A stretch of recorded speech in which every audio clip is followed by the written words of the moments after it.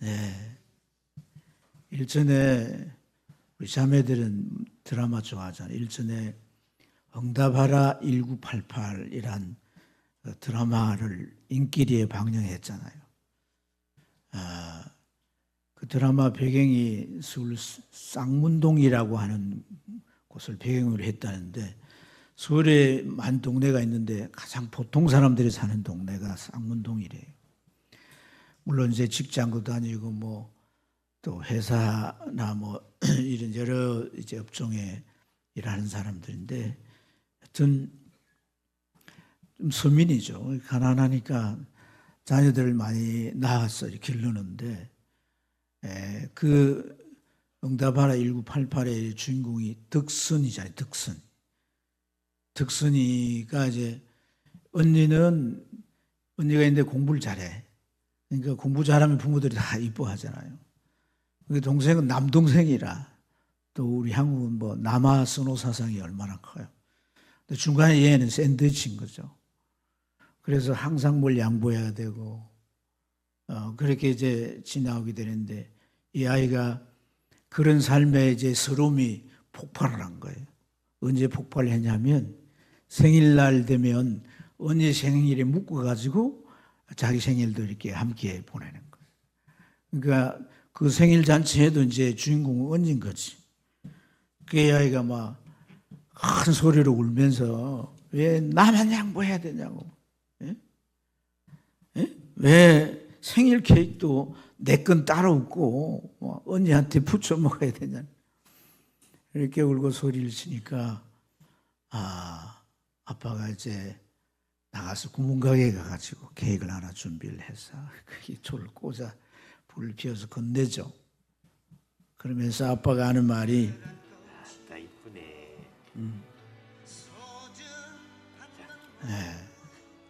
자아가 덕선이에요. 어쨌든 아빠가 그런 말을 하죠. 아빠가 미안하다. 잘 몰라서 그랬어. 아빠도 처음부터 아빠로 태어난 게 아니야. 그러니까 내 딸이 좀 봐줘. 근데 그 대사가 모든 아빠들의 또 부모들의 참 이렇게 공감이 됐다는 거죠.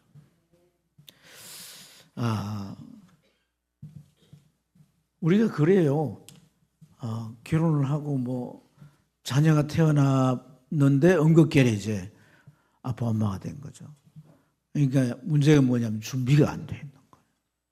그래서 아이가 뭐 갑작스레 울면 왜 우는지 알지도 못하고, 그 아이를 키우는데 참 자충우돌하고, 그렇게 이제 아이들을 이제 키우는데, 아이들은 이제 시간이 되면 점점 자라죠. 근데 그 부모가 준비되지 못해서 얼마나 미숙하겠어요. 그 미숙한 부모가 아이들이 자라는 모습 속에서 참 자기의 미숙함을 발견하는 거예요. 오늘은 어린이 주일인데, 우리가 어린이 주일 맞아서 내 자녀의 신앙에 대한 고민을 하지 않을 수가 없는 줄 믿습니다. 그러니까 내가 신앙생활을 시작할 때 나도 영적으로 미숙해. 신앙에 대해서 너무 잘 몰라. 그 세월이 지나서 아이들을 신앙 지도를 해야 되는데 제대로 지도 못하고 이것도 빠뜨리고, 그래 이제 세월이 지나서 아이가 이제 성장을 했는데 교회를 잘 안 논다든지, 교회를 나오지만은 그 아이 속에 뭔가 영적인 움직임이 없어. 신앙생활을 전혀 하지 않는 것 같아. 나는 이제 세월이 흘러서 믿음이 들어갔어요. 영적인 지식도 있고 체험도 있어요. 그래서 뭔가 내가 이제 뭔가 그런 눈으로 자식을 볼 때 내가 미숙해서, 내가 제대로 알지 못하고 지도하지 못해서 이런 그 미숙함들이, 신앙의 미숙함들이 아이들에게 이렇게 나타나게 되는 거죠. 그럴 때 우리 마음이 많이 무거워지게 되는 거예요. 이미 아이들 머리가 커버렸어요. 자기 생각, 자기 주장이 있어요. 요즘 아이들이 내 인생은 나의 것 이러면서 대들잖아요. 그러니까 참 어찌하지 못하는 일, 안타까움이 있는 거예요. 저는 오늘 어린이 주일 맞아서 이 어린이 주일 되면 어린이에 대한 설교를 많이 하게 되는데, 우리 성도들의 형편을 좀 생각을 해볼 때 이런 사례가 많은 거예요. 아이들 어릴 때 주일학교도 보내고 이리 했지만은 성장해서 교회를 나오지 않는다든지 신앙생활을 제대로 하지 못하는 이런 모습이 우리에게 있잖아요. 그렇죠? 네, 이게 무거움이죠. 아픔이 되기도. 근데 제가 이런 부분을 좀 이 말씀으로 같이 함께 짚어보고자 하는 것은 때늦은 후회를 하고자 함이 아니에요. 우리는 일생 살아가는 동안 하나님으로부터 오는 기회가 있는 줄 믿습니다. 내가 이 땅의 생을 마치는 순간까지 하나님의 손길은 끊임없이 우리를 향하여 다가오시는 거예요. 이런 손길을 위해서 우리가 해야 될 게 뭔가? 내가 남은 일이 뭔가? 이것들을 좀 고민하는 시간이 되기를 축복합니다. 할렐루야. 우선 인정이 필요해요. 자, 여러분 마리아와 요셉이 유월절 절기 때문에 예루살렘에 갔습니다. 며칠 동안 거의 일주일 14일 이렇게 절기를 지키는데 집으로 돌아올 때에 어떤 상황이 벌어졌어요. 예수님 성전에 그대로 계시고 자기들만 이제 집으로 돌아가는 거예요. 그러니까 왜 이런 상황이 벌어졌냐면은 이 아이가 우리가 이제 자기 가족만 온 게 아니라 동네 모든 가족들이 다 왔을 거 아니에요. 여러 일행이 있을 거 아니에요. 아이들도 있을 테고. 그 일행 중에 올 줄로 알았던 거죠. 이게 착각인 거예요. 착각. 확인하지 않고 일행 중에 오겠지. 그래서 하루 길을 걸을 정도로 시간이 지났는데 예수님이 같이 온다는 이제 일들을 파악하지 않고 걸어왔기에 왔던 거죠. 여러분, 이 동행의 착각, 이 동행의 착각이 우리에게도 있을 수 있는 거예요. 아이들이 교회에 나가니까 아동부에 참여하니까 신앙이 잘 자라겠지. 당연히 구원받았겠지. 당연히 그 신앙이 한 단계 한 단계 자라고 있겠지. 그런 생각을 우리가 하기 쉽다는 거예요. 다 아이의 영혼에 아이 신앙을 교회에 맡겨놓고 잘 하겠지. 잘 가르치겠지. 이런 생각을 하고 우리가 지나왔을 수 있다는 거예요. 내 자식입니다. 내 자식이 영혼이에요. 내 자식이 천국 가야 돼요. 그래서 우리는 뭐 해야 되는 거예요? 점검해 봐야 되는 거예요. 이 아이가 구원받았는지, 이 아이 믿음이 이 속에 들어갔는지 점검해 봐야 되는 거예요.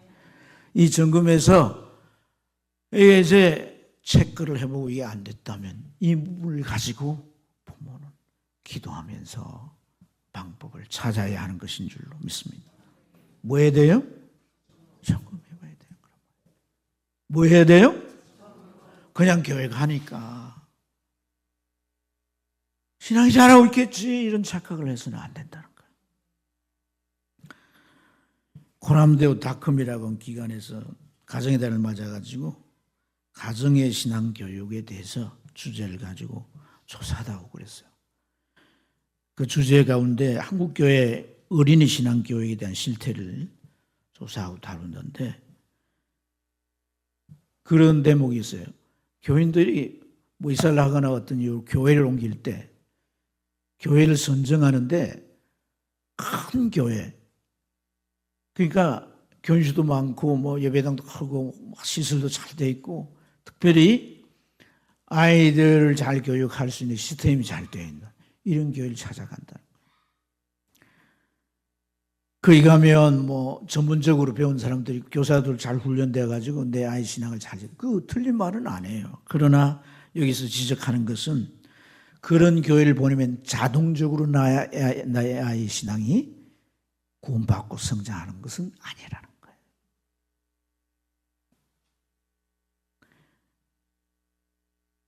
신앙교육이라는 건 절로 되는 게 아니란 거예요.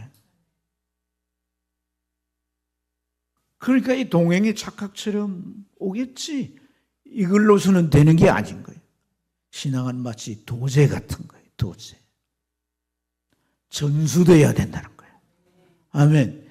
기도하는 것도 기도가 그 아이의 생애에 계속 유지되려면 응답을 체험하게 해줘야 되는 거예요. 아멘입니까? 말씀을 그 아이에게 계속 읽히고 그 아이가 말씀을 중요하게 여기고 참 일생에 이 말씀이 자기 인생의 빛으로 여기고 인생길을 이렇게 걸어가도록 하는 그런 차원이 되려면 말씀이 이루어지는 체험을 해야 되는 거예요. 말씀대로 되는 체험을 해야 되는 거예요. 여러분, 오늘 우리 신앙 안에 이 체험들이 얼마나 많습니까? 성경이 뭐예요? 하나님의 약속이잖아요. 약속이 이루어지고 약속이 이루어지고 약속이 이루어지고 예수님에 대한 약속은 400가지라고 그러잖아요. 구체적인 약속이 200가지예요. 어떤 종교의 창시자도 이런 경우 없는 거예요. 아멘. 그러니까 이걸 믿고 그대로 순종하면 그대로 이루어진 체험을 우리가 가질 수 있는 거다. 자녀들이 그렇게 체험해 볼 수 있도록 자녀들의 수준에 맞춰 그 입장에 맞추어서 이렇게 지도해야 되는 것이다. 여러분, 아이들이 없는 것도 아닌데 이렇게 아이들이 아동부에 점점 없어지고 또 특히 유아부, 영아부는 뭐 거의 영아부, 유아부는 100명 정도 되는 교회는 거의 70-80%가 없다고 그래요. 그러니까 가면 갈수록 참 미래가 아주 참 안개전국인 거죠. 근데 어떻게 이제 그나마 있는 아이들 신앙교육을 잘할 수 있겠는가? 그 수혜막 초등학교라고 하는 학교를 운영하는 안백만 목사는 그런 얘기, 신앙교육, 특히 아이들의 자녀 신앙교육을 하는 데 있어서 중요한 역할이 부모라고 그래요. 중요한 역할이 학교 교육전사님이나 또 교사가 아니라 누구라고요? 부모란 거예요. 그래서 왜 교육이 부모냐면 사실 교회에 와서 아이들은 주간에 주일날 와가지고 그것도 1시간 신앙 지도를 받고 가는 거예요. 근데 세상 교육은 아이들이 매일매일 학교 가서 하루 종일 교육받잖아요. 그죠? 이런 비교와 함께 아이들을 신앙 교육을 계속 할 수 없고 세상의 교육은 신앙을 인정하지 않아요. 하나님의 창조론도 믿지 않아요. 부정해요. 그러니까 이런 상황 속에서 아이들에게는 세상 가치관과 세상의 세계관과 세상에 살아가는데 필요한 기술 이런 것들을 익혀 가는데 그 아이 마음속에 더 채워지고 가득 찰 뿐이 신앙은 상대적으로 약화되는 거예요. 근데 아이들을 가장 그래도 많은 시간을 같이 하는 게 부모인 거예요. 부모. 그렇지 않습니까? 그래서 그 부모가 자녀들을 가르치는 그 많은 시간을 잘 활용해서 신앙 지도를 해야 된다는 거예요. 이게 하나님의 방식이란 겁니다. 하나님께서 후대 자녀들을 교육하라고 하신 말씀이 신명기 6장 6절부터 7절에 있는데 그 신명기 6장부터 7절 우리 한번 같이 읽어보겠습니다. 시작. 오늘 내가 내게 명한 이 말씀을 너는 마음에서, 이 너는 누구예요? 아버지 어머니인 거예요. 특히 아버지인 거죠. 아버지 마음에 새기고 그 다음에 내 자녀에게 부지런히 가르쳐 집에 앉았을 때든 길을 갈 때든 누웠을 때든 일어날 때든 이 말씀을 강론할 것이며 그랬어요. 교육에서 정말 중요한 게 반복이에요. 계속해서 들려주면 나도 모르게 내 안에 뇌에 메모리가 되는 거예요. 아멘. 그런데 내가 어떤 위기의 상황에 그 말씀이 떠올라는 거예요. 성령께서 떠올려 주시는 거죠. 할렐루야. 그게 그 문제의 해결책이 되는 것이고 삶을 살아가는데 지침이 되게 되는 것이다. 그러기 위해서 이 아이가 이해되든 안 되든 계속해서 강론하여 가르쳐라. 반복해서 가르치라. 집에 있을 때든지. 그렇잖아요. 하루에 집에 몇 시간 같이 있잖아요. 그죠? 길을 갈 때든지 아이 데리고 어디를 가든지 가는 때가 있을 거 아니에요. 누워서 잠잘 때든지 잠자고 일어나면 바로 아이들과 함께 이 하나님 말씀을 가르치라고. 어릴 때 아이는요, 부모의 권위에 딱 아이는 붙어 있는 거예요. 부모의 말에 아이가 그걸 판단하고 틀렸다 맞다 그렇게 할 지식이 없어요. 부모 말이 전부 진리인 거예요. 부모만큼 신뢰 대상이 없어요. 네. 그러니까 유괴범들이 네 엄마 오라 그런다 하면서 데려가잖아요. 그러니까 이러한 조건이 아이들에게 신앙을 심어주기에 골든 타임이라는 거예요. 최적기라는 거예요. 아멘. 하나님은 인간을 창조하시고 인간이 어떻게 해야 신앙 교육이 되고 또 인간이 어떻게 해야 바른 가치관을 갖고 삶을 살아낼 수 있는가 하는 걸 잘 아세요. 너무 잘 아세요. 그래서 어떤 시기에 신앙 교육을 주르게 해야 하는지 누가 해야 하는지 이것을 잘 알기에 자녀들의 신앙 전수의 방식을 이렇게 말씀하신 줄로 믿습니다. 그래서 이 말씀을 보면 이제 신명기 6장 이제 그 6장 1절 이 쇠말한 말이 뭐냐 이스라엘아 들어라 이런 말이에요. 이스라엘아 들어라. 오늘 이 다컴 대우 코람 다컴 대우에서는 이 방안으로 뭘 이제 제안을 했냐면 주일날 가정 식탁 예배를 제안했어요. 식사를 아이들이 이제 주일 아침 좀 일찍 준비해서 맛난 음식을 해놓으면 그 음식 때문에 아이들 기분 좋잖아요. 그래서 이제 음식을 잘 놓고 하나님의 말씀을 이제 같이 읽고 이 말씀을 가지고 질문도 하고 뭣도 하고 질문하기 굉장히 중요합니다. 예수님이 오늘 율법학자들 뭐 했어요? 질문하고 토론했다 그러잖아요. 어떻게 아이가 이런 내용을 알고 있어? 그들 반복을 하는 거죠. 그죠? 유대인들의 교육이 바로 이거예요. 하나님 말씀 너는 어떻게 생각해? 어떻게 이걸 이해해? 물어보는 거예요. 그리고 네가 이 말씀을 실천한다면 어떻게 할 수 있어? 이렇게 질문하는 거예요. 그럴 때 이게 내게 와 닿는 거예요. 나와 관련이 되는 거예요. 생각을 하면서 이렇게 하면 되겠네? 방법이 나오는 것이다. 아멘입니까? 이렇게 나누는 시간을 갖는 것이란 거예요. 그래서 우리가 신앙이라고 하는 것은 교회 와서 목사님이나 전사님이나 교사들이 다 해주는 거다. 집에 와서는 뭐 TV 보고 세상 공부하고 뭐 이런 것에 다 시간을 쓰도록 그렇게 하고 부모의 신앙도 보면 교회 와서의 모습과 집에서의 모습이 이중적으로 다르니까 아이들은 그런 모습을 보고 신앙에 도전을 받지 못하는 거예요. 사랑하는 여러분, 우리가 참 자녀 교육에 중요한 것은 하나님의 말씀을 살아내는 것인 줄로 믿습니다. 아무리 큰 문제가 있어도 하나님을 하십니다. 한번 따라합시다. 사람을 할 수 없어도 하나님을 하십니다. 동의하십니까? 사람은 할 수도 하나님 하십니다. 나는 할 수 없어도 하나님 하십니다. 그 아들을 십자가에 매달아 우리 죄값으로 죽이신 그분을 하십니다. 하나님을 하십니다. 하나님을 의지하고 그분에 맡겨야 되는 거다.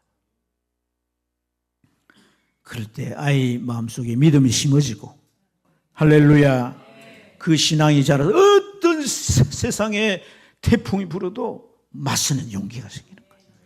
하나님 도와주세요.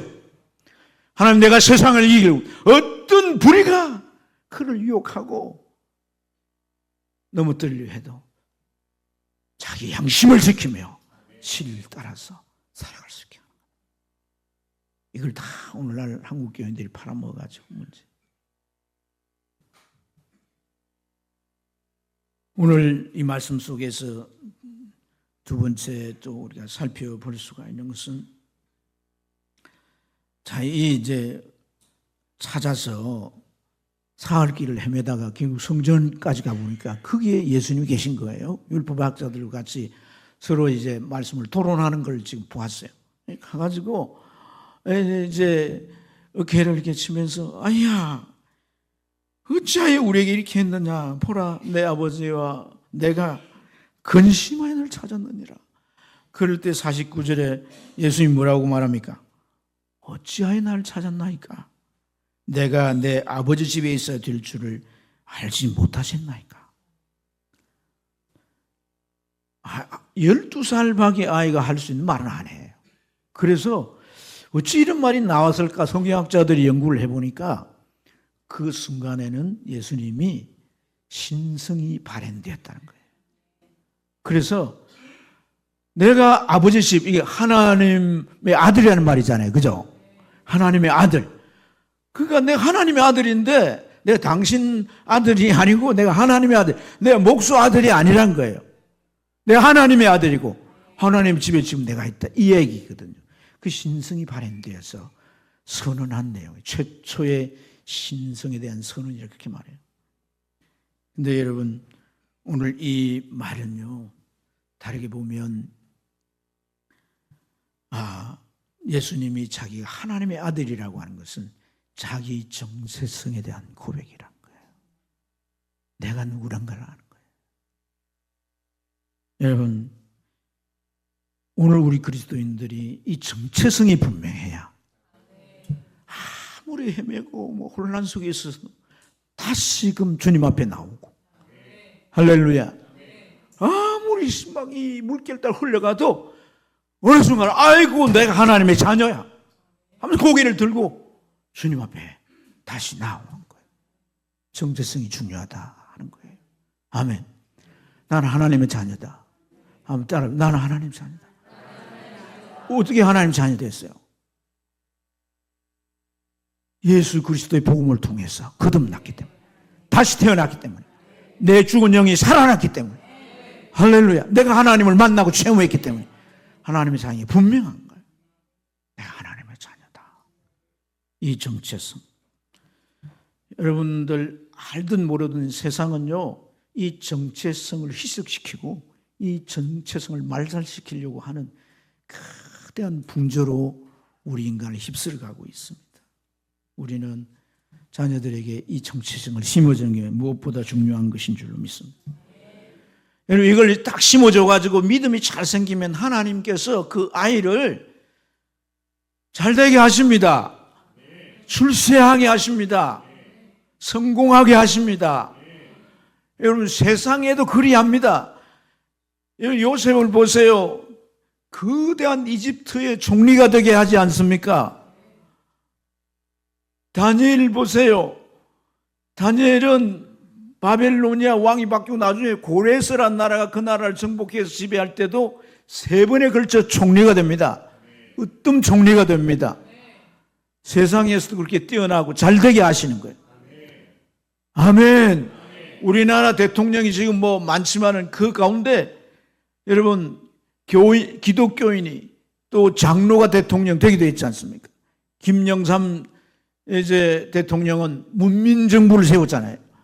이 권력을 국민에게로 이렇게 선언하고 했던 분이 김영삼 씨 아닙니까, 여러분? 돌아가셨지만. 하나님 앞에 우리가 어떻게 붙들려 쓰임받을 수 있느냐? 내가 하나님의 자녀라는 이 정체성이 확실할 때.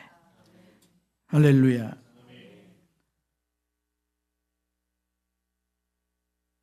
흑인 아이인데 어린 시절에 백인 아이들에게 놀림을 너무 많이 받았어요. 그래서 온갖 모욕의 말 듣고 구타도 당하고 집에 돌아오면서 울면서 엄마, 쟤들이 날 깜둥이라 그래. 왜 이렇게 내가 태어나서 깜둥이로 태어난 게 싫은 거예요. 왜 내가 이렇게 새까맣게 쟤들 하얀 애들하고 다르게 태어났어? 그 어머니가 그 아이 눈을 이렇게 보면서 하는 말이, 얘야, 세상 사람들이 너를 어떻게 부르든지 그 상관없어. 너는 만왕의 왕의 아들이야. 네 피에 만왕의 왕의 피가 흐른단다. 그래, 어깨를 펴라. 어깨를 펴라. 엄마의 이러한 정말 믿음의 말과 지지를 받은 이 아이는 나중에 인권운동을 일으키고 미국을 새롭게 만든 마틴 루터 킹 목사예요.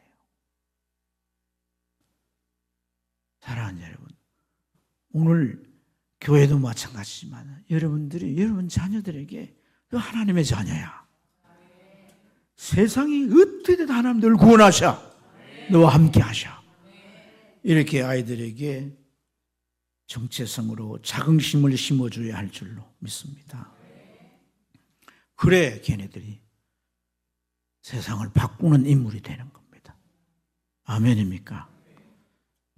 마지막으로 이 절길 때 아이들을 이게 잃어버리게 되는 일들이 자주 발생한대요. 이런 경우에 어떤 일이 생기냐면 인신매매하는 자들이 부모를 잃고 거리에 놔둔 아이들을 붙들었다가 다른 나라에 팔아버리는 거예요. 이런 일이 종종 있었다는 거예요. 근데 예수님이 12살이니까 집안이라고 심부름시키기에 딱 좋은 나이잖아요. 예수님을 다른 나라에 데려가 팔아버릴 수도 있단 말이에요. 그러니까 부모는 어떤 심정이겠어요? 아이를 빨리 찾아야 돼요. 12살 밖에 아동도 찾아준 골든타임이 24시간 내에 찾아야 된다고 그래요. 그러면 그 아이는 24시간 넘게 행방을 모연해서 찾을 수가 없다는 거죠. 그런데 예수님은 성전에서 정체성이 분명하셔가지고 율법학자들 토론하고 있었으니까 뭐 어디 가지도 않고, 그러니까 3일이 지났으니까 거기서 자고 거기서 뭐 그랬겠죠. 율법학자 오늘 나 좀 데려가서 자면 안 돼요? 뭐 이렇게 했죠. 예. 그 자고 또 먹을 것도 뭐 이렇게 달라 해서 먹기도 하고 그러면서 계속 말씀 듣고 그 말씀을 답하는 걸 보니까 막 너무너무 신기한 거예요. 그러니까 여러분 신앙 있는 사람들은 어떻게 애를 도와주고 싶은 마음이 더 있지 않겠습니까, 여러분? 3일 동안 그게 그렇게 있었던 거예요. 오늘 이 말씀 속에서 중요한 게 부모들이 찾았다는 거예요. 찾았다. 뭐 했다? 찾았다. 이 부모의 역할인 거예요. 자식을 잃고 그 자식을 찾으려고 하는 부모는 마땅한 역할인 거예요. 정말 눈에 불을 켜고 혜라에 대해서 찾을 수밖에 없지요. 그의 혈육의 관계 아닙니까, 여러분? 전륜이라 그러지 않습니까? 그 끈을 끊을 수가 없어요. 아무리 자식 호적에 박아라 뭐 이렇게 고함을 치려도 또 자식을 찾는 거예요. 죽을 때 다 자식 찾잖아요. 아유, 우리 사돈 어르신은 돌아가실 때 눈을 안 감는 거예요. 목사님 예배 다 끝났는데도 이게 교인들이 장로님, 권사님 한 분이 아주 영적으로 밝은 분이 목사님이 안 오셔서 눈을 못 감는다. 목사님 부흥회 갔다가 배 타고 오셨어요. 그걸 바로 와가지고 예배를 드렸는데도 눈을 아직 못 감는 거야. 그럼 뭐 때문에 눈을 못 감는가? 큰딸이 안 온 거야.